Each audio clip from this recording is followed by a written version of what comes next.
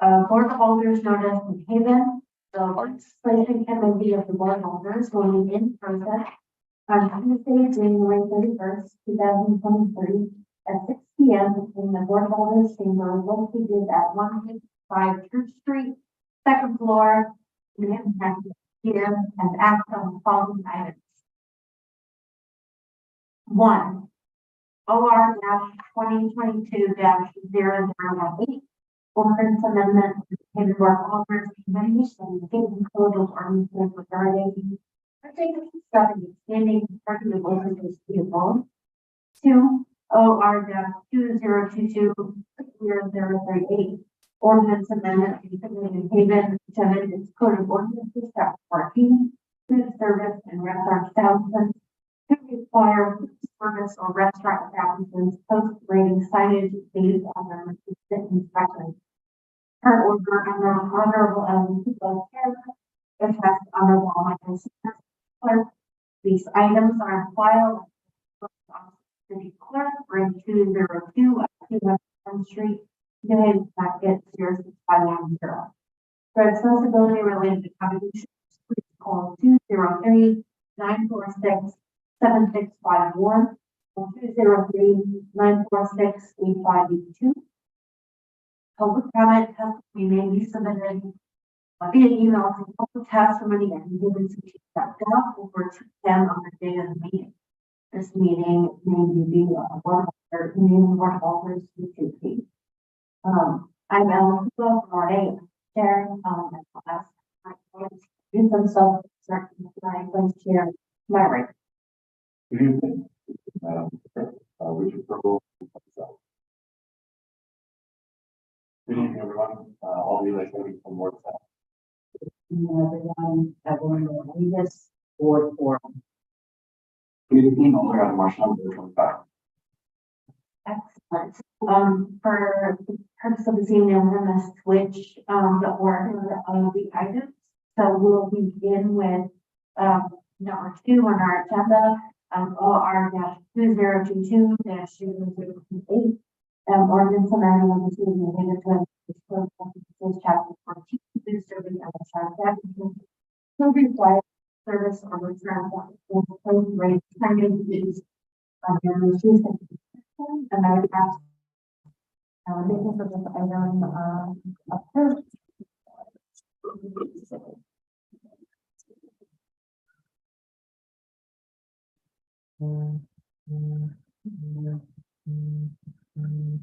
Please state your name and address for the record. Rebecca Bond, 54 Middle Street, Connecticut. Thank you, Dr. Bond, and please proceed. Good evening, Chair Kuko and Chair Thurlow and members of the Legislative Committee. I'm here this evening to give an overview of our position for the amendment of the ordinance. Before you is a presentation that you have, and I will go through the presentation and then we can maybe open it up for any questions that you may have. So the purpose of doing the amendment of this ordinance and establishing a rating system is really to allow consumers to make informed decisions about the places that they patronize and encourage food service establishments to be able to be compliant with regulatory inspections.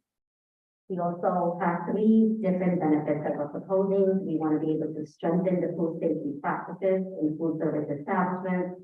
We want to empower consumers to make informed choices and promote a stronger and more robust public health practice. I thought that it would be great if I could give an overview of food service establishments just to give some background information. So when we are proposing food service establishments, that is any entity and premises that is consuming and providing public consumption of food, including periodic vendors or mobile food units. And so that includes all entities that provide food for consumption. So one of the way that the State Department of Public Health and state statutes outline food protection is based on a number of different classifications. And the different levels of classifications are based on the risk level of the food consumption and sale to the consumer. And the frequency of the risk level is the frequency of the inspections that are then set forth for our sanitarians who are the designee of the health director to go out and conduct these inspections. The classifications are as follows. The first, there are 4 different classifications, and the first classification, next slide, outlines the overview of the classifications is a food establishment that only offers about retail sales. There is a limited risk to the consumer. And then the second class food establishment means that there's a limited menu of food that is prepared, cooked, and served immediately, but does not have involve cooling of the food. And the third level of the classification establishment is an extensive menu of options, which increases the frequency at that point of the complexity of preparation, including but not limited to handling of raw ingredients, cooking, cooling, and reheating for hot holding. Classification 4 is a retail food establishment that serves a population that is highly susceptible to foodborne illnesses, and that includes preschool students, hospital patients, and nursing home patients or residents. Typically, like a nursing home is an establishment of this level. And so how often do we go out as inspectors? The next slide will show that class 1, we will go out once a year, class 2, twice a year, class 3, 3 times a year, and class 4, 4 times a year.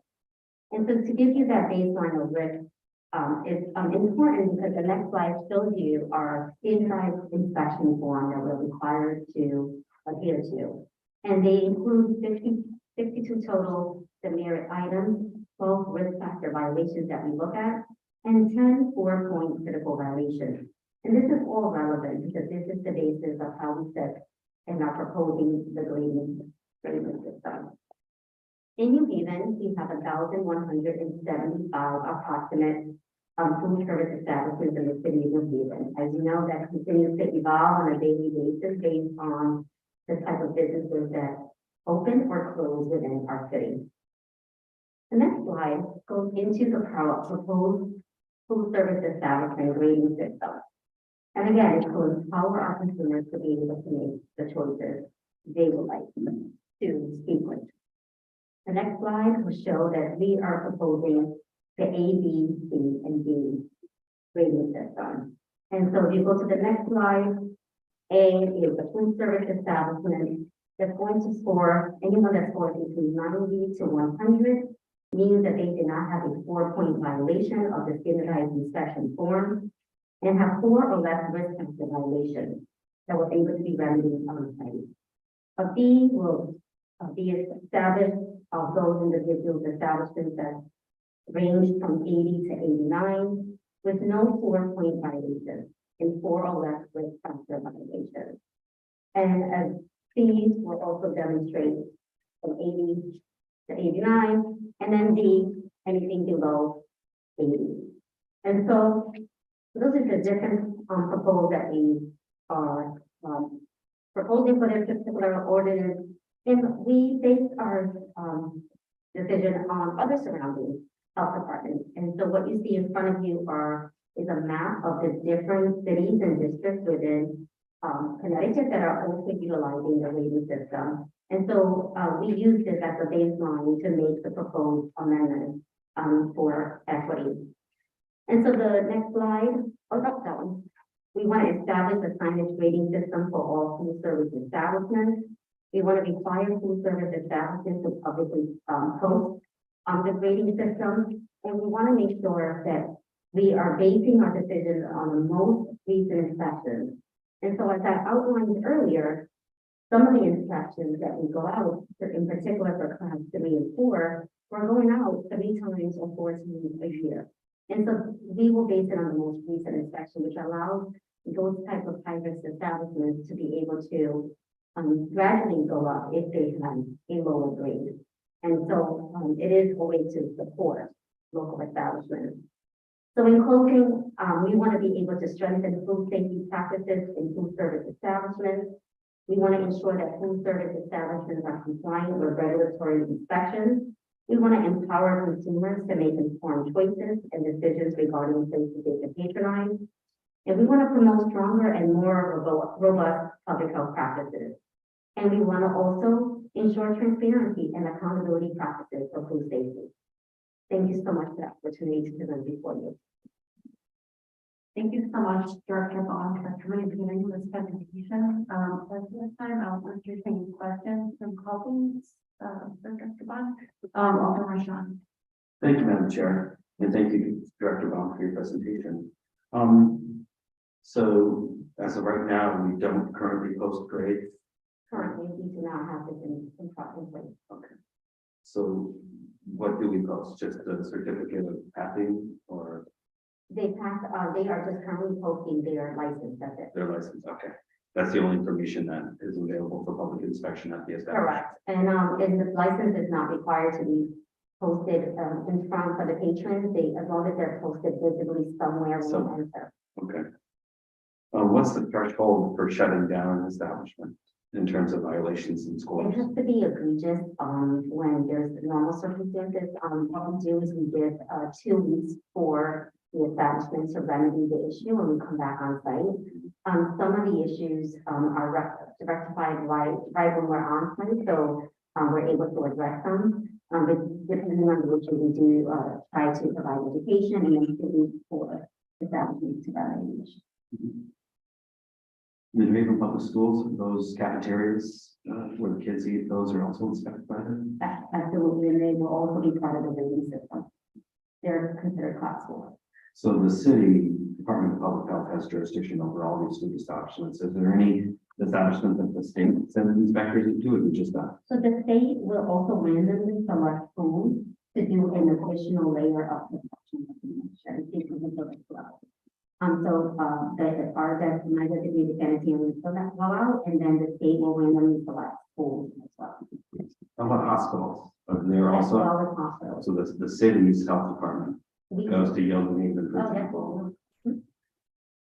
Great. Thank you for those answers. Thank you, Madam Chair. One question I wanted to ask the audience, so in terms of enforcement compliance, outside of the regular schedule visits, what does that look like?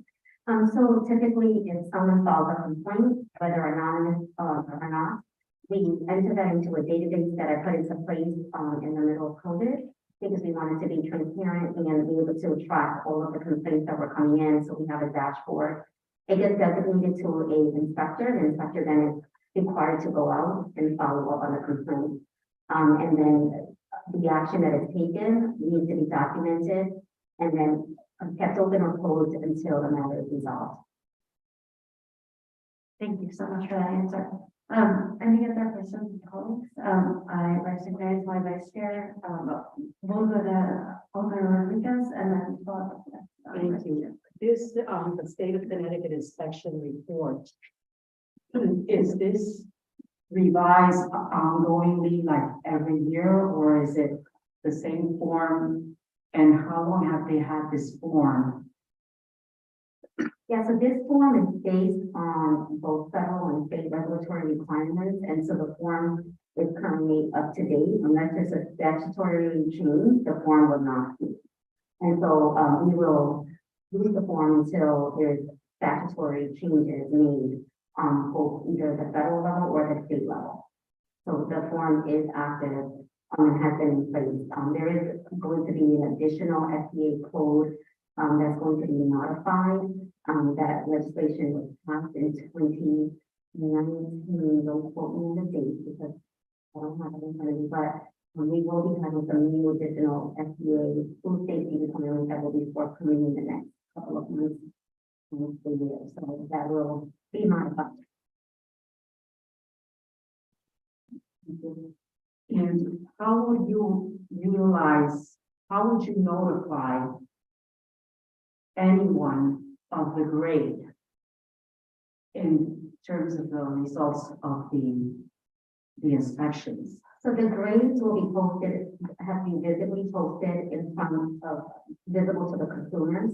So like on a window, and we have the ability to be able to also post it on our website. So we could have a directory of the licensed establishments, in their grading system, that we will, have to build the infrastructure to do so. We've been talking about that internally and who we can share it. Typically, what's been happening in regards to the interest of the public of what is going to transfer sale.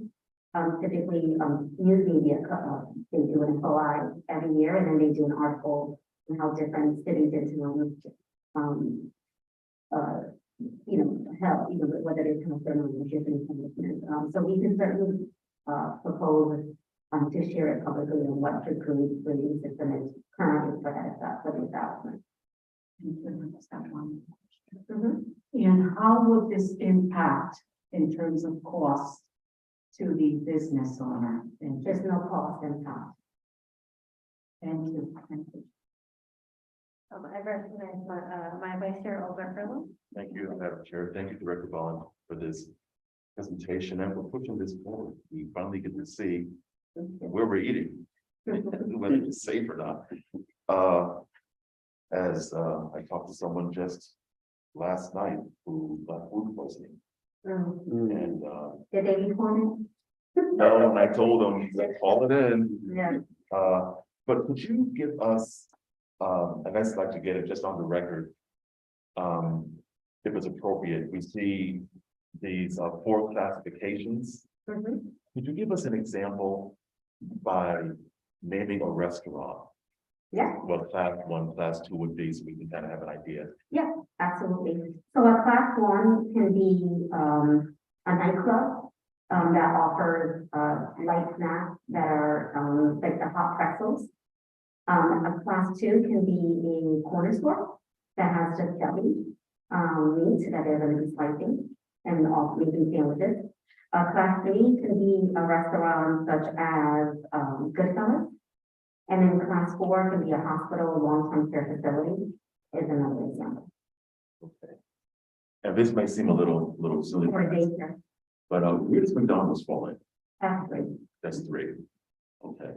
And even these food chains will still be required to post Yeah, on their absolutely. windows as well, every single Every restaurant. single entity that's licensed, including food trucks. Yeah. Very helpful. Okay. Thank you, Director. Thank you, Madam Chair. Are there any other concerns? Alderman Smith? Thank you, Madam Chair, and thank you, Director Bonds. I was just to clarify, is this ABCD system that with the same sort of criteria, is this the same system that's used in the other districts that, okay, excellent. And then I was also wondering if you have any idea, so currently we do these inspections, obviously, but we don't, internally, is there any sort of classification system within the health department? No, but you obviously tell the restaurant what sort of score they got, and then they're. We tell them the score, and if they fail, what the requirements are. If, and they definitely know their score. I mean, some businesses are really big on their scores. But they definitely get a score and a copy of the inspection form. Got it. And failing is off, that's ABCD, that's, Correct. Failing, yes. Okay, great. And then I was wondering if you have any idea, like a distribution in the city of how many establishments that we inspect fall within each of these categories? that's actually a good question. And so more than 55% are going to be under class 3 and 4. Sorry, you said it again? More than 55% of the licensed establishments of the 1,175 that I shared are going to fall under class 3 or 4. Oh, class 3 or 4. I was wondering if you know the distribution between the A, B, C, and D. Oh, the other two. Okay. But we will find out soon if it's made and we'll raise Right. 5% again. All right. That is the data. That's all my questions. Thank you. Thank you, Madam Chair. Chair recognizes Alderman Furlong. Thank you, Madam Chair. Just one last question, if I may. I should have wrote it down. And I didn't have dinner.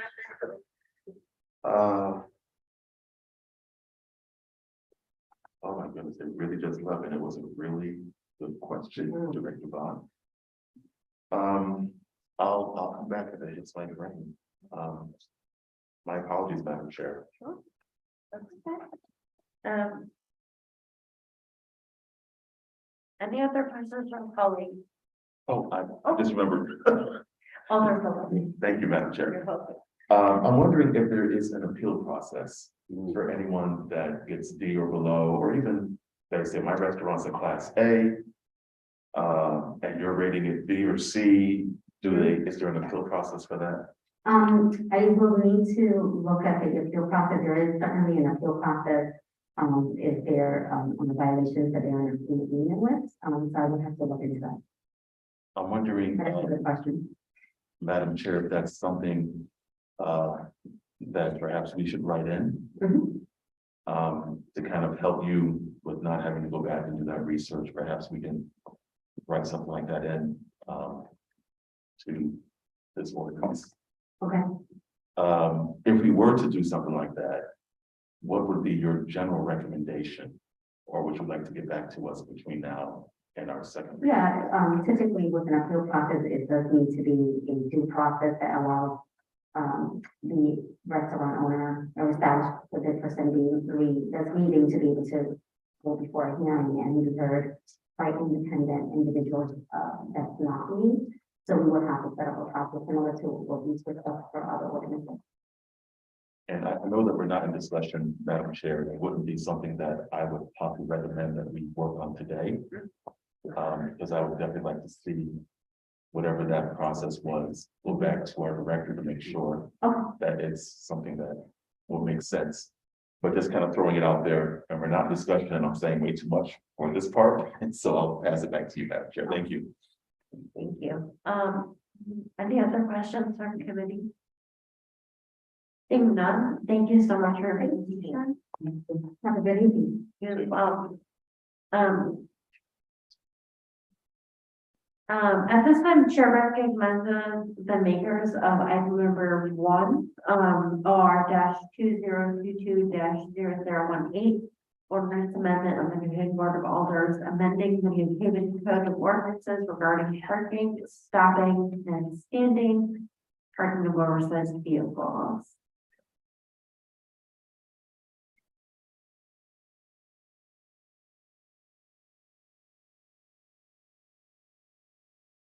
Good evening, folks. Please state your name and.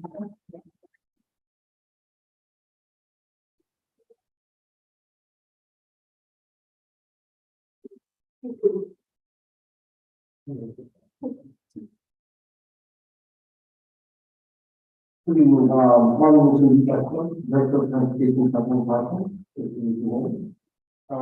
Address is 150 Paramount Street. Rebecca Melgar, Chief Administrator's Office, 132 West. Thank you so much. Please proceed to you. We were here this summer and initially presented on this item, which was table for further consideration. At that time, the committee wanted us to do some more work on the definition that we're using for oversized vehicles. We signaled interest in having something that was more identifiable to people.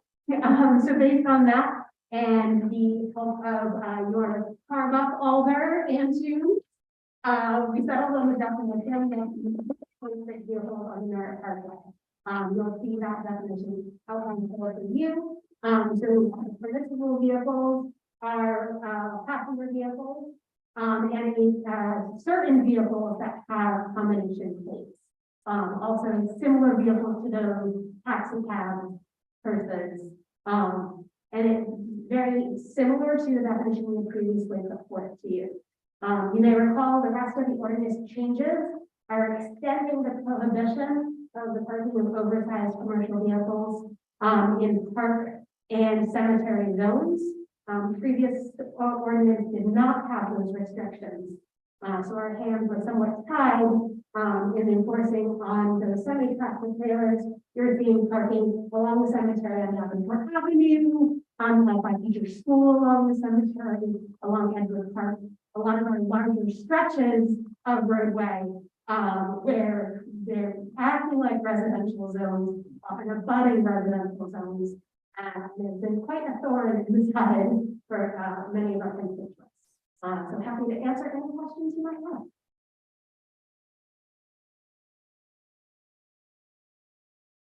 Just a point of clarification, what is this? So we're using the definition, as defined by, Connecticut regulations for, what vehicles are prohibited on the Merritt Parkway. And so that is the definition that we're referencing. So it's a printed out, from Connecticut, the Connecticut regulations instead of Connecticut state statutes. One nice thing about that is, it is more flexible. You'll note that our previous definition, defined those vehicles by their towing capacity, which was 1 ton in the 1970s. Now, the Civic actually meets that definition. Thanks for clarification. There's any questions from colleagues?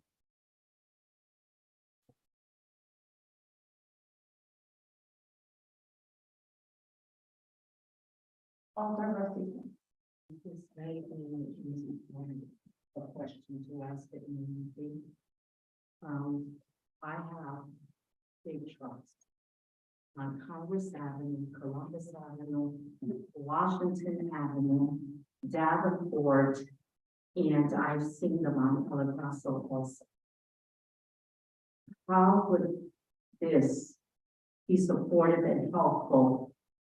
We already have ordinances in place that are sensitive and can be enforced by that in terms of actual enforcement. Thank you. So this makes it clear, as the deputy chief, like, it sort of makes it clear that extends the zone prohibition in around the school. To these ordinance does not capture those, those areas or those zones. We do have some rules for how to go with. But there's a challenge because there's a time conflict there, so it's always challenging to do it on the spot and, immediately. To sort of mobilize our staff and do that level of enforcement on the spot. For example, we have 72-hour waiting period that we can enforce for the very time when vehicles that we park in the same spot. But unfortunately, some of these operators are very, very active, so they are able to move their vehicles, from one spot to another. So that's been an ongoing challenge. We've had some success in doing some vehicles, but that's a very small fraction, with that 72 hours. So this will hopefully, this ordinance will change the language and hopefully now sort of bringing these vehicles into like standard zone, but also give us that power to sort of, control these vehicles on the process, so on. And some of the tools that they have been using on that enforcement carries a lower penalty. The oversized vehicle restriction is a group 4, so the penalty for that, which existed previously and was updating the definition, carries $100. Thank you. Any other questions of, the chair? Thank you, Madam Chair. I was just wondering related regarding this fine, whether we feel that $100 is sufficient deterrent for this kind of behavior. We don't know the answer to that, but we have to start something. And, but it's just the fine only for the parking citation function, but there's also additional fees to towing that they have to sort of, worry about. So we were hoping that this would be the start of some revenue for them. Got it. And then I was also just wondering, the revenue raised by this fine, did this go to the city or go to the state? It goes to the general funds. Okay, got it. Thank you.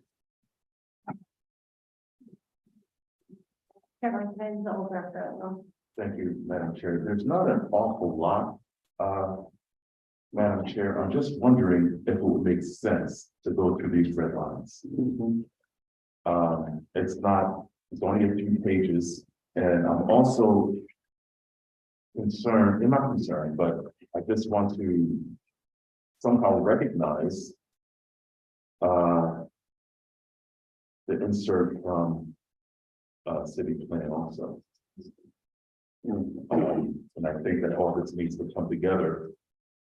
So if we can do that, Madam Chair, I think that's helpful. Would it be all right if we go through the resolution? Sure, so I passed out a pretty clean version of the, permit red line. The last one I passed out. Oh, yeah. So basically, it integrates the comments from city plan, what we had integrated the first one when we met in July, and the updated definition here, against the existing ordinance. So starting with the title, we're clarifying that this is focused on oversized trucks, not the standard pickup truck that your neighbor, drives. And that we're extending this to the park and cemetery zones beyond the residence that it currently covers. We're changing, like I said, that tricky definition that was from so long ago that, all of our passenger vehicles kind of meet that criteria now. And instead we're using, the definition that was established by the state for regulations in the parkway. I think we all recognize the types of vehicles that are allowed on the parkway, the types of vehicles that aren't allowed on the parkway. So it was a pretty easy definition, to use for our purposes. Again, reinforce is not just residential zones, but park and cemetery zones. So any type of C residential, we added something to these things. As per one of the suggestions of the city plan committee, we see that, when the conduct, the language was originally there, when the conduct of service simultaneously performed, those vehicles are allowed. To say you hire a contractor to work on your roof, be able to work outside of your house while they're doing that work, but not, overnight, so that your neighbors can find a person. Or conducting official city business with city. City plan commission flagged that, and it was important. We're very supportive of that. And then just cleaning up the zoning portions of the regulations, instead of restating the parking ordinance, what we're going to do is reference the parking ordinance. So if we ever make those updates again, it only needs to be in one place. So that's why you see much more strikeout there. So it's more of a cleanup function. So in accordance with Article 3, Section 29-53 code, which is what we just amended, oversized vehicles are prohibited from parking on any street residential. So that's what's in the residential zoning ordinance. And that is repeated again in the parks, and then in the center. And then the final thing, because we updated that title of the section of the regulation, we also update that title in the funding schedule.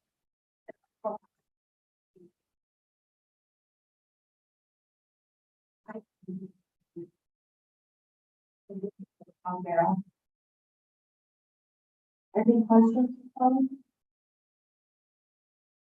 Commercial. Thank you, Madam Chair. Appreciate the work that you've done since we had our discussion back in the summer. Just a couple of things. In our packet, so you gave us this concise 2 pieces of paper back that I believe is containing all the changes. Correct. We have to adopt this as what we voted on because it wasn't originally. So in our packet, there's actually a much longer red line that has where spawns that are 3 or 4 times as long. I So, think that's the city plan mark. okay, so this. Thank you. So that's paper I don't need to look at. There was a lot of great feedback from city plan, but we were able to streamline it. So, okay, this is it. Okay. So, if you remember, we had some discussion of pickup trucks, which can get pretty big, including ones that are not necessarily commercial, openly accommodation plates. Correct. So, yeah, I learned a lot from all the answers. So a number of those large pickup trucks do not meet the passenger vehicle requirements for the state of Connecticut for combination plates. The combination plates, as you noted, in the list from the state, they then break out combination plates. So some combination plates are allowed on the point and some are not. Basically, separates out those that are oversized from those that will not hit things like trees and ridges, that will not take up two parking spaces. So that's really the distinction.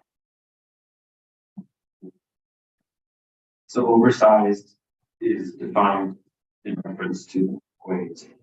Correct. And those prohibitions, which you sent us, page describing to some extent. That includes commercial motor vehicles, trailers, all children vehicles except as provided in section et cetera, buses, persons, when part of a perception of versus parking lots. Church and doing business. Vehicles bearers. Registration. Vehicles bearing registration, which are grossly in excess of 7,500 pounds. I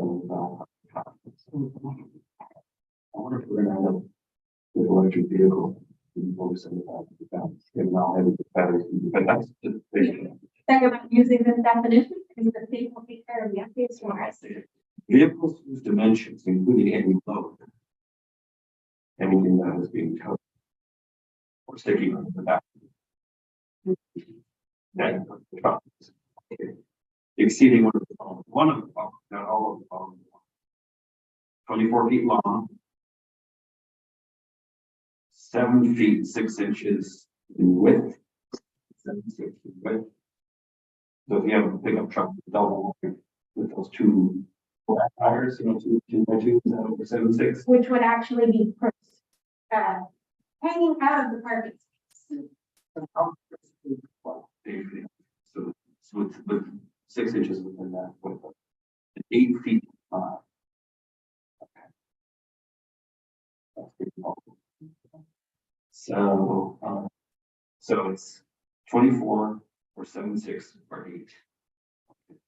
I'm just trying to picture whether somebody was money for example, that's a truck if the person is constructor worker or carpenter or something. They might have a truck that's big to the driveway because parking down the street. Maybe I don't have to take a measure of it.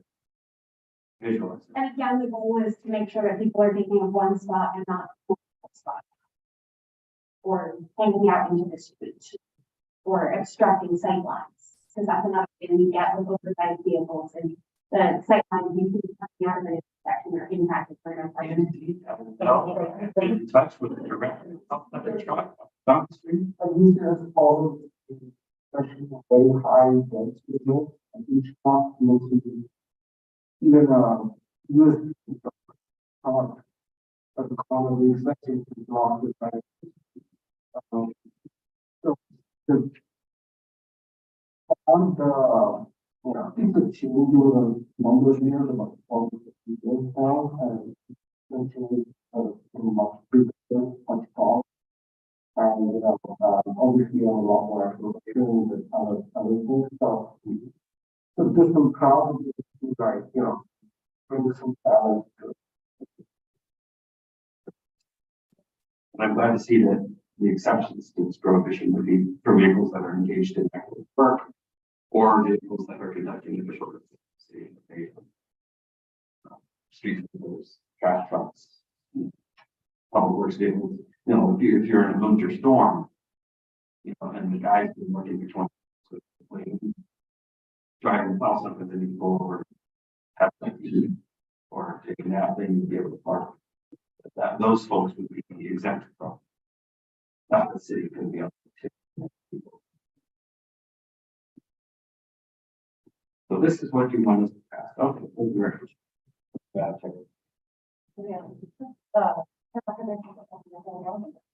Thank you, Chair. So I'm gonna just put some terms to this just so we can have just some terms on the record. I think we're, but just want you to have the conversation.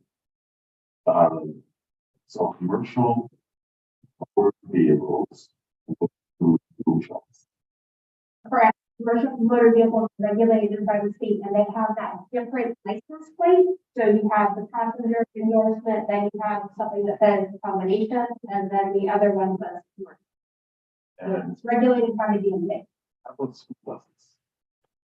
So, Buses. school buses, if you look to the regulation there, fall into two categories. Again, similar to commercial, we have accommodations, but then we have a stop. So oversized school buses, unless they're in conduct of official business, would not be permitted to say park outside Mrs. Smith's house, overnight. If they're, there because there's a handicap side, if they can load and unload, that is during official business is preventable. And then those mid-sized buses, those would fall usually underneath those dimensions and therefore. Okay, I'm also wondering, about passenger base. Again, the commercial plate as determined by the DMV is necessary. So if I have a, say, first band, 16 band, where would they fall? Depending on the size and what plates are issued by the DMV. Probably first one. They have all 3 rows and all 3 or 4 rows. A lot of the items, right? The church buses, there's several of them parked on the street in various locations. Always on. I think exactly trying to visualize the budget, I think if it's still follow the class. But the dimension should also, dimension and the combination of also so that would dictate what that is for that. And of course, also some additional flexibility here in terms of their, what kind of work that they do. So that, and the business that they're doing or so there's a lot of color here, so you kind of debate on the type of thing. So you should see these bands, they're usually the church bands or YMCA bands. They have about 3 rows on the inside. They can hold up to 14 to 16 passengers. So What I'm hearing from my colleague at TCP is that would likely be covered by the official business club. you still have that power of But some still say that a pastor has this van and he has it at his house. He's a parking for the church, parking. So this would be now not permitted to park this van on the street. Okay. And if there's one, I think it's important for us to have a discussion. We're going to have to vote on this and explain to people what we really voted on when they come to us and say, you just restricted my van for parking on the street. I've been here for 20 years. Especially if it's in their church. yeah, That's the street. the deputy CEO about dimension of weight and what kind of factors that vehicle will be used. So that would probably dictate that that will go in violation. Okay, and we have a very unique circumstance of Marchand and my colleague from the 25th Ward with West Rock, which has residential parking. But it is in the BA, is that BA there? What's your? And so it's a unique situation because they do have residential parking in the BA zone, and there is a truck that parks there and uses a visitor's pass. Which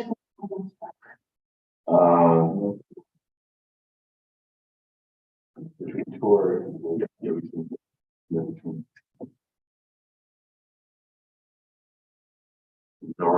It's right back, which and they're on that side where the owner. want to touch the BA zone. However, residential parking zones are a animal of the city and maybe we can take a look at that distinction to add the. And you establishing a residential zone, you therefore apply these. For that one right now, that is a separate ordinance and that's not what's in right now, but we can definitely take a look.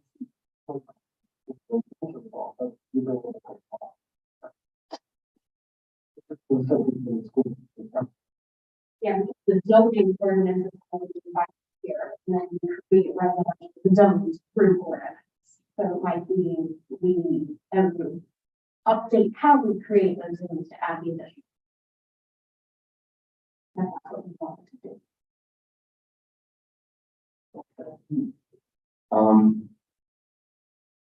That's what we were gonna say the other one, is the park, change care of it.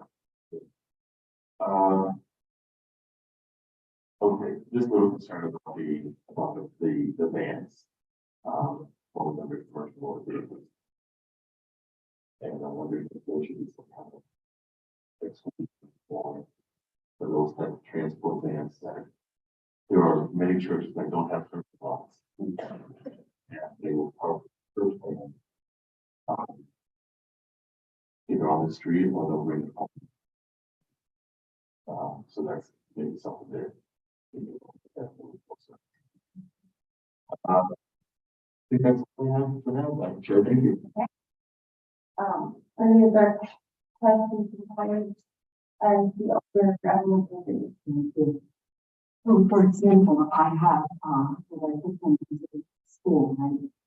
And I have some businesses across the street, Columbus.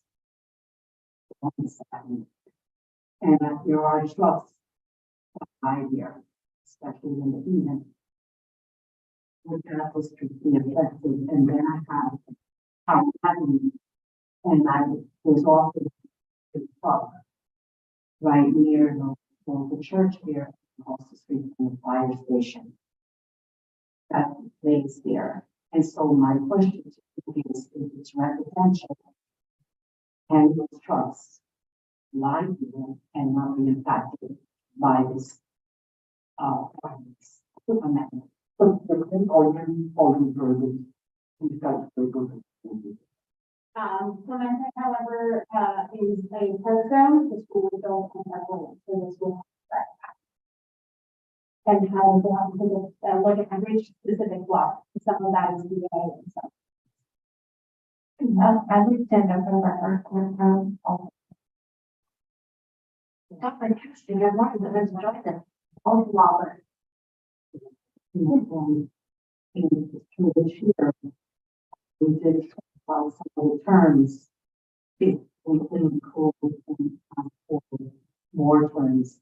For example, I see that you mark across city and you put foreign alders. So what does that really mean in terms of enforcement and in terms of request on the part of those affected? Who would be accounted? Would it be city administration? Or alders? I do understand that I'm just talking about terms. Other Rodriguez, where do you see strike out?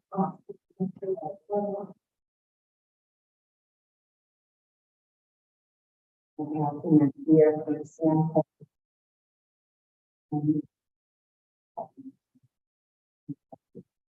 Here in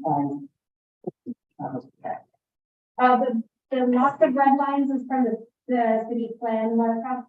We integrated that into the easier to read, more simple draft. but nonetheless, you scrap mark city and you put board of different.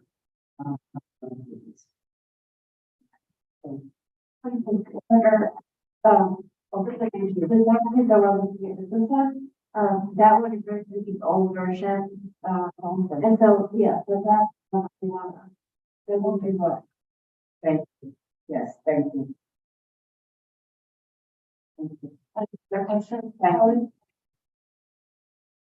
seeing none, I appreciate, your coming back after the summer and all working with them. I think at this point, we will open up, public comment. So thank you again for. So this time, I'll pass it there, any members of the public wishing to testify on any of the items, on the agenda.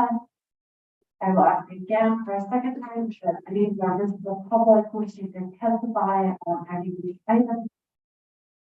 And for a third time, I'll ask if there are any members of the public who are wishing to testify on. Seeing none, I see all the members. Madam Chair, I close the public portion. Second. Again, this is discussion. All those in favor of closing the public portion, please say aye.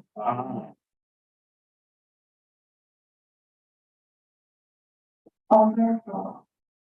Madam Chair, if it please, I move item 2. Second. Alderman Sean,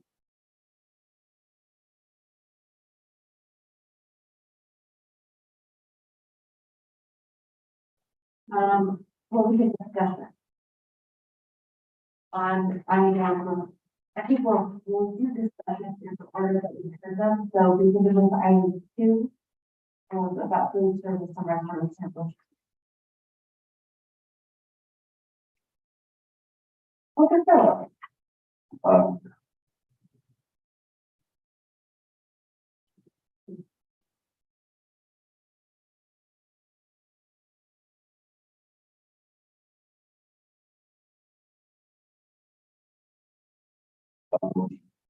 Madam Chair, I move that we amend by substitution to replace the title in order with the one included in the meeting package on the board.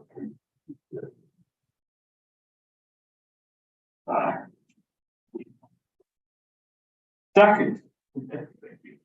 The item has been moved in second, discussion. Madam Chair, Alderman Sean. I support the motion to amend by substitution. It's just making sure that we have an appropriate form of report that actually makes effective of the changes that are proposed. And so it's very appropriate to do that. And I would note that in the substituted amendment, the most effective, the part of the thing that's most relevant to our discussion tonight is page 59. That's when colleagues can see the redlined addition of language about the A, B, C, and D. It also states that the license issued under this chapter will be transferred from person to person. And also, it's worth noting that the item that is being proposed to be substituted for the original item, board to board folders. That's another edit that is contained in the substitute. Thank you, Matt. Any other comments?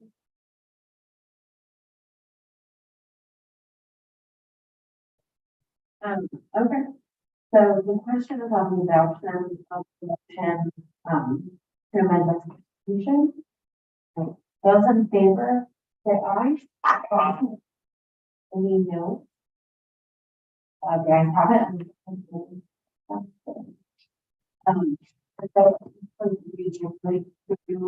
Anyone?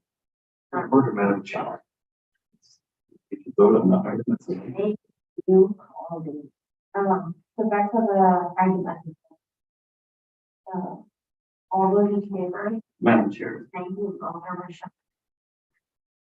Alderman Shaw. I'd like to speak in favor of the item as amended. Proceed. So the main thrust of what we heard tonight is that the city is proposing to put grades in a visible place. The exterior of the establishment, be the restaurant or some other school. And the idea is to give more information to patrons and customers of these food establishments about how well they score public health inspections, but also put some pressure on these establishments to do a better job of keeping their meeting the code And I think it's clearly in the public interest to have these establishments run as well as possible, to be as safe as possible, so that patrons may avoid unfavorable result of further referenced motives, friends having experience, right? We don't want to be safe on these establishments. And so I think it is worth having the follow-up discussion tonight about the appeals process. But I think, there's pressure on the establishment to fix the things that in the next quarterly inspection or quarterly inspection is trying to. So there's another way to fix the problem, right? Since it's better the next time. So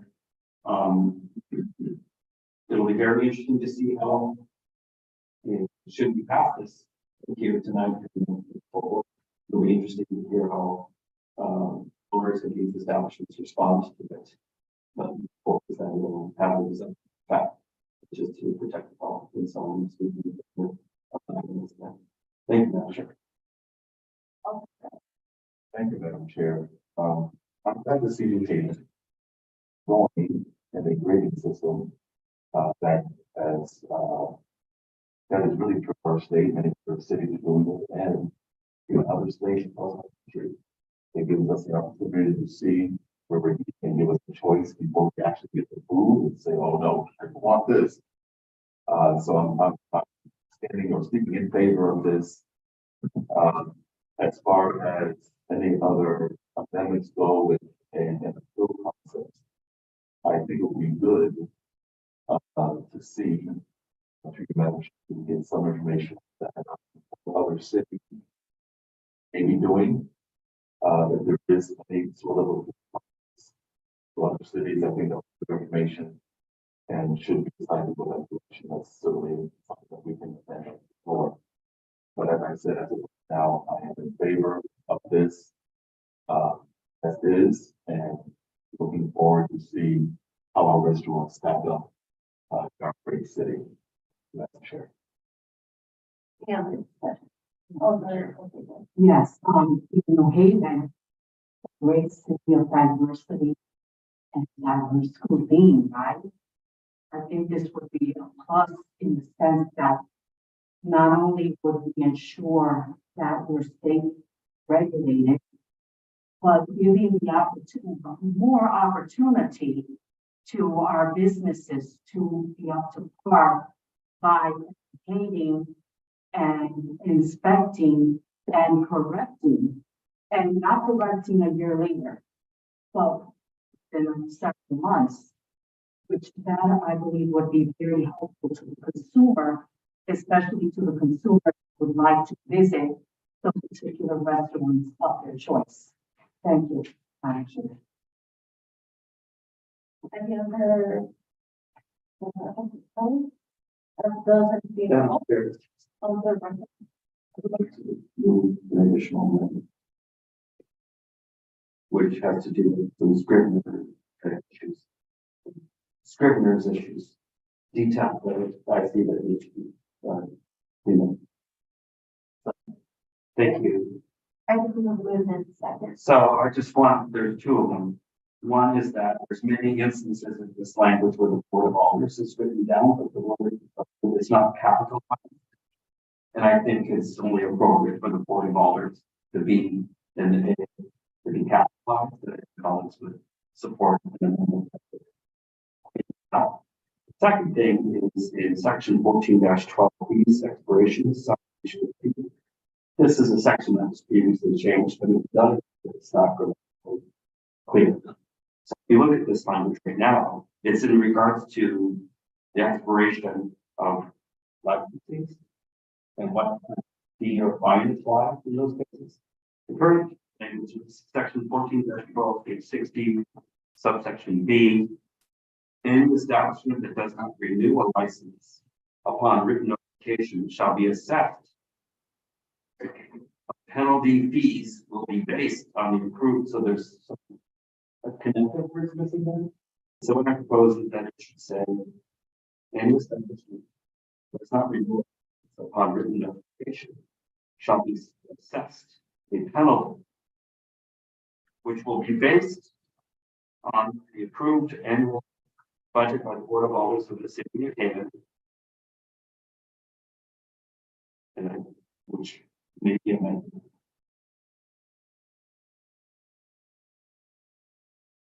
By the board. And that is just trying to make the language more clear. And but I think we don't want an operation without paying penalty because the wording is not sufficient. So that is the extent of my proposed amendment. Discussion? Alderman Jones?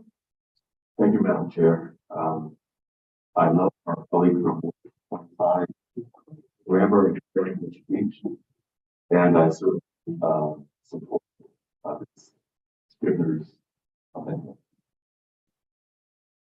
Any additional discussion? All those in favor of the amendment, say aye. Aye. And then we are back to the ordinance as amended.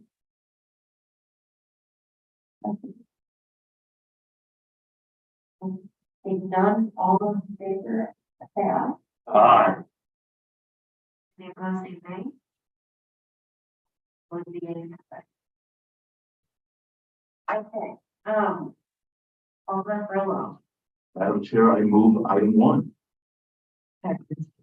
Ready, item move in second.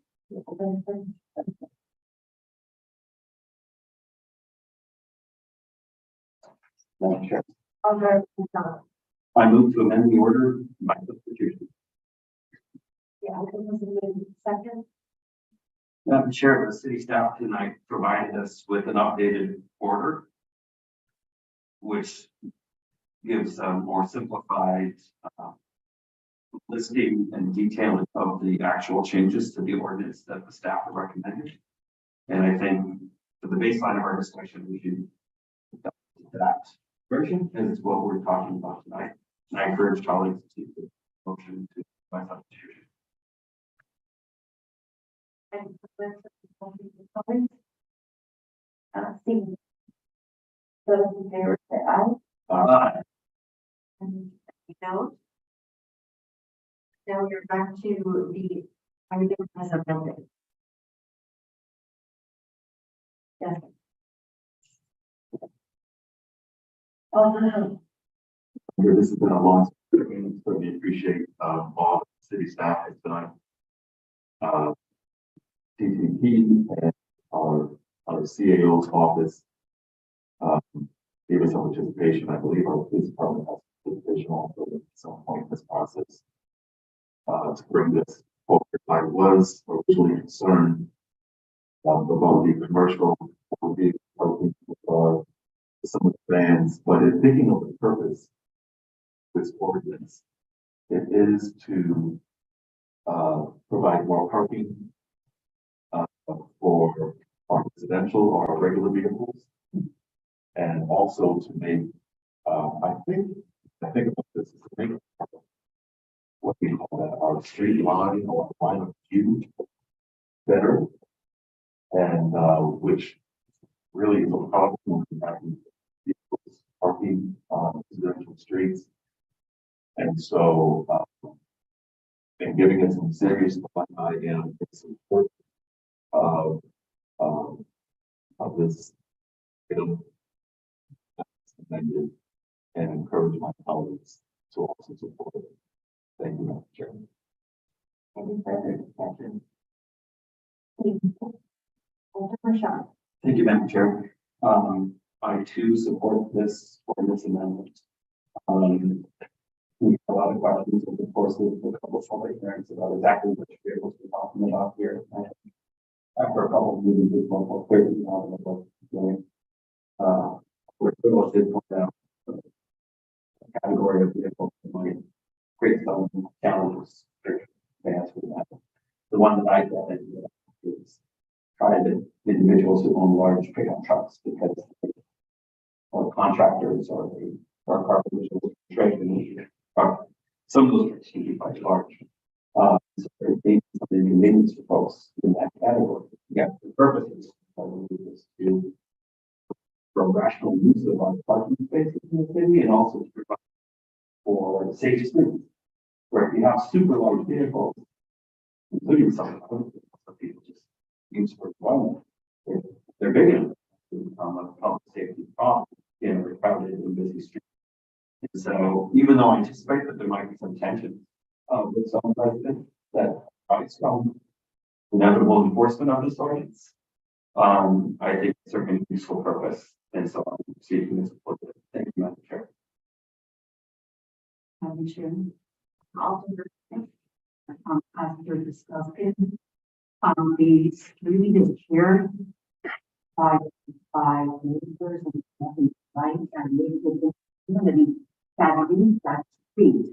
So yes, we do have concerns because as we're moving to more development, more housing, more issues regarding parking are a concern.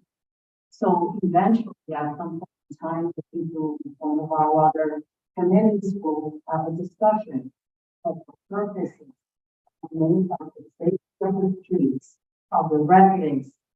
I think this is a very important amendment to this work, and I think the administration of the city is considering this department, considering and helping us move forward in the right direction. Thank you.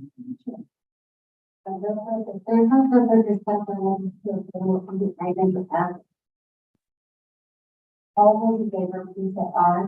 Aye. All those opposed, say nay.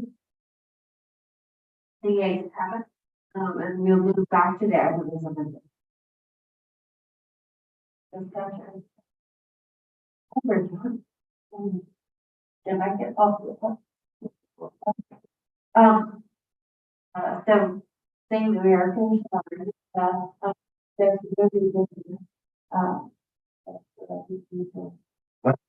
I have heard the item, moved in second for adjournment, all those in say aye. Aye. All those opposed, say nay. The ayes have it, and we are adjourned. Thank you so much. Thank you, Madam Chair.